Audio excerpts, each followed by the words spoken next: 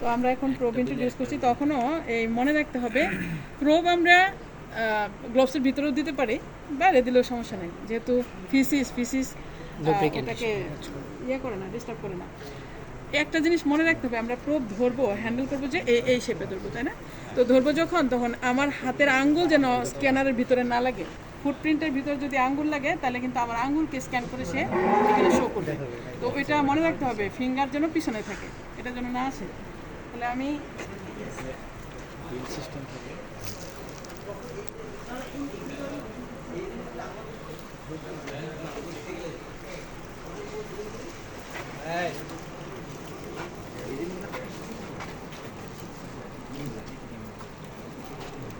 তো এটা হচ্ছে ইউরিনারি ব্লাডার।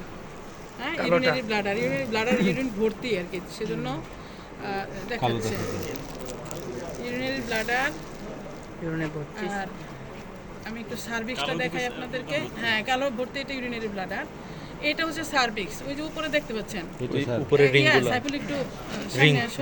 হ্যাঁ, এই যে সার্ভিক্সের রিং দেখছেন, এই যে উপরে ব্লাডারের উপরে যেটা দেখতে পাচ্ছেন এটাই হচ্ছে সার্ভিক্স। এই যে একদম ক্লিয়ার দেখা যাচ্ছে, একটু ফ্রিজ করে এখন চমৎকার আসছিল।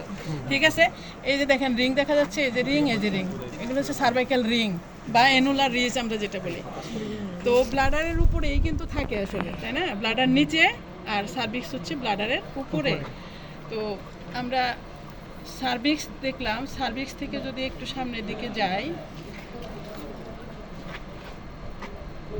এখনো সার্ভিক্সে আছে, এই যে দেখছেন, ক্লিয়ার না?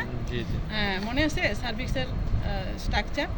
তো সার্ভিক্স, দেন সার্ভিক্স থেকে জাস্ট একটু সামনের দিকে আমি এই যে গেছি, এই দেখেন ফ্লুইড দেখা যাচ্ছে, এই যে ফ্লুইড, এগুলো হচ্ছে জেস্টেশনাল ফ্লুইড।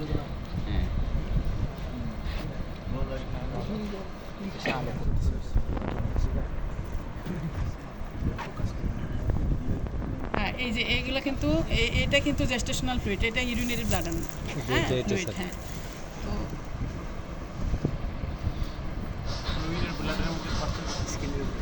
ফ্লুইড, ইউরিন যেটা, সেটা হচ্ছে একবারে ক্লিয়ার ফ্লুইড থাকবে, ওর মধ্যে কিছু থাকবে না।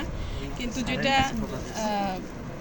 ইউটেরাসের যে ফ্লুইড, সেখানে জেস্টেশনাল এমনিটেড ফ্লুইড, সেইখানে আপনি ইয়ে পাবেন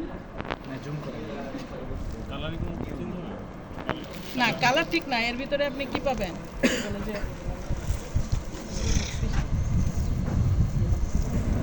যেমন আমরা ফিটাস পেলাম, কোটিলিডন পেলাম,